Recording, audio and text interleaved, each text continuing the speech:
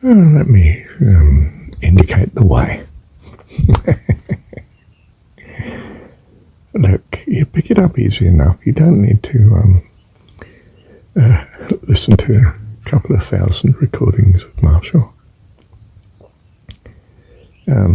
Since you're listening to me at this moment, take any 7 recordings that grab you. That you think, oh, that might be interesting, that one. I could include that, couldn't I? I'll suggest one of them to you, which is the one I've just completed, which I've headed Presence. Brezen's.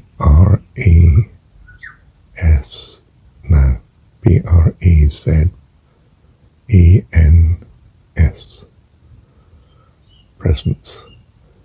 With this date on that's on this, the start of this recording here, which is 2023 space 08 space 11.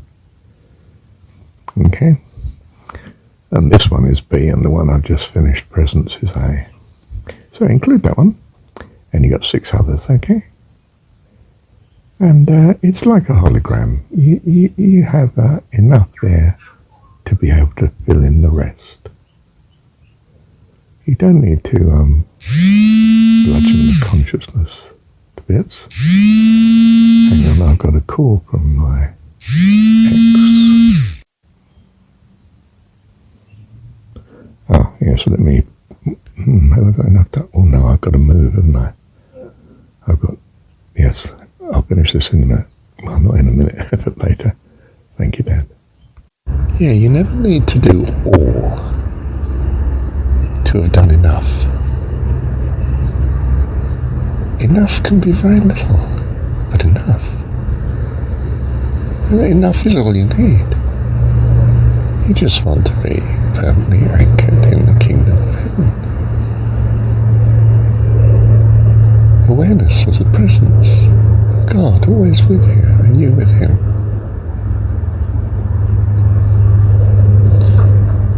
Okay, there are all these ways.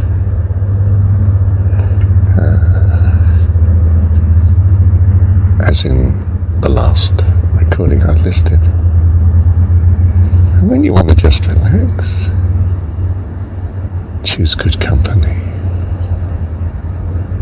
Whether it's a good environment, or good reading, or good media in some way, reliable,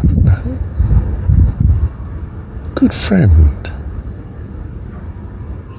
good company, keeps you on track. How do you recognize good company? They're pleased to see you. They look at you. They're pleased to see you. They smile, perhaps. They greet you, perhaps. They welcome you, perhaps. Say nice things. Oh, lovely to see you. How are you? They're interested in you. How are you? Oh, good. You sure? Are you sure you're good?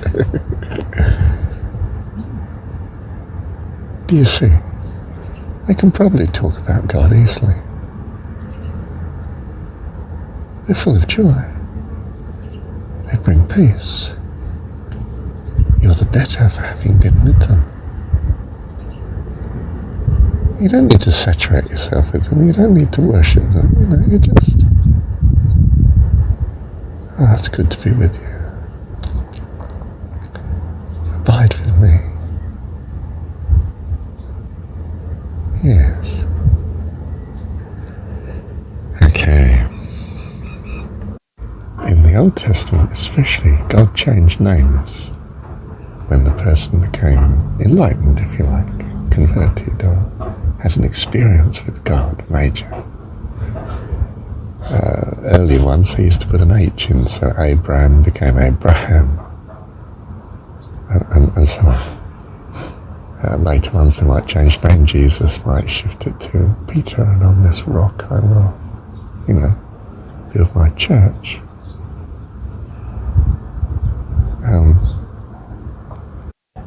My name was Marshall, but the surname I changed to Hope. I'm reminded every time my signature is Hope. And I marshal that. I organise that. It's the messenger. Marshal is messenger, you see. Messenger from the king. How to order the troops. Do you see, my signature in some sense is there to remind me. Your name might be the same. You may find already that it's the same. Might be Carol, which means song of joy. Wow.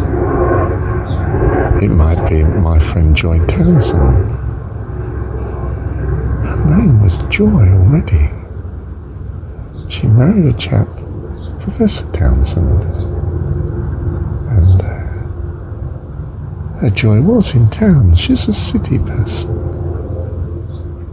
And I'm almost certain that she's still in the city. And in her way, Joy. I don't know, I've lost track of her over the decades. The Paramahansa body called Ananda, you see the word means joy. It's Ananda. Ananda Fellowship. There's another group that Paramahansa set up called Self-Realization Fellowship. Oh, bit of a mouthful that presumably Paramahansa gave it, but, well, it says it all, doesn't it? Every time you use the title, it says Self-Realization Fellowship. Very good. If you're a Muslim, you might be known as Muhammad. Okay, good reason. You elevate that name. It means a lot to you. In the story, the messenger is called Jesus. What did Jesus mean? Yeshua. Saviour. Same as Joshua, you see, Yeshua. One who saves his people, the children of God. You and me. Thank you, Dad. Oh, I could re-mention that in the Hebrew original name of God was, well, we're not sure of the vowels, so I put in the vowel R, and I pronounce it Yahweh. Yahweh. But academic pronunciation has settled for Yahweh, but still, Yahweh would be much nearer. Change some of the vowels, you might say Yehovah.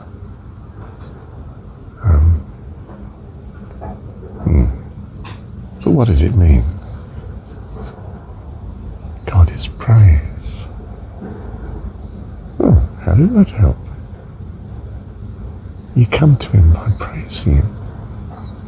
You come into his presence with praise. You bring yourself into his presence when you praise him.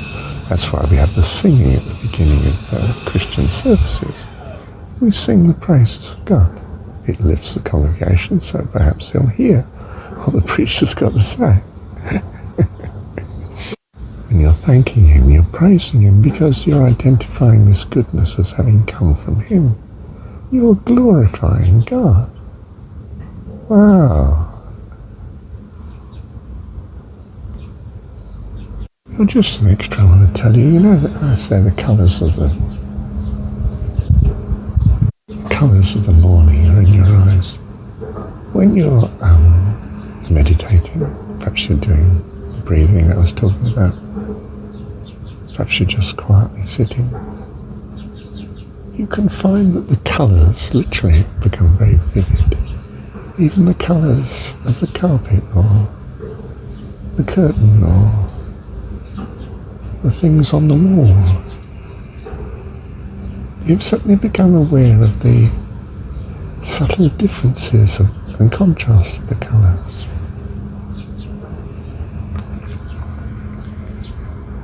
You know, your own sensitivity to what you're looking at is increased too. How much more your mindfulness of God, that which is fundamental to all. Isn't that lovely? Bless you. Thank you, Dad. Now the practice is the way. But you don't stay in the car and keep driving when you've arrived. You park the car and you get out and you enjoy the place. Now it's the same with whatever practice you're using. The practice is there to move you from a wrong state to an awareness of God. When you've got that, you stop the practice. You simply establish yourself in the presence of God and live accordingly. And yes, the moment you find you've lost the consciousness, you bring the practice back, because there's no point in being anywhere but in the awareness of the presence of God, your Heavenly Father, your Dad. Okay? Bless you. Thank you, Dad. So there's a peace and a joy that is in harmony with life eternal. And when you have that, you just abide in it, which is the awareness of the presence of our Heavenly Father. And you follow what occurs to you in such state, which may be just to relax.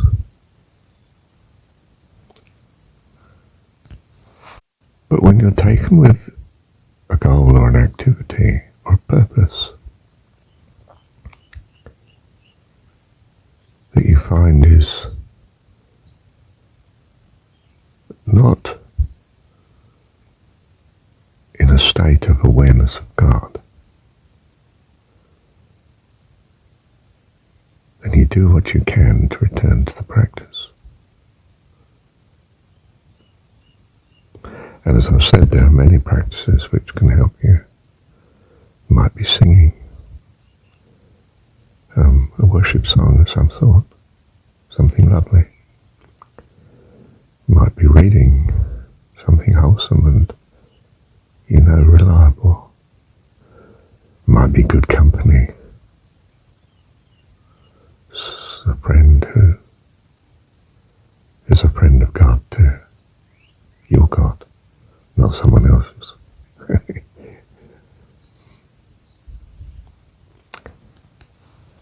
Whenever you find you're not actually in the awareness of God, gravitate towards the practice that will bring you back to it. Well, anyone could have told you that, couldn't they?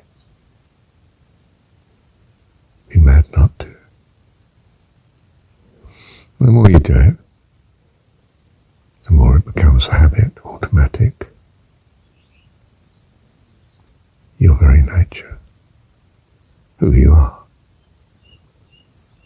Bless you, and you certainly are blessed.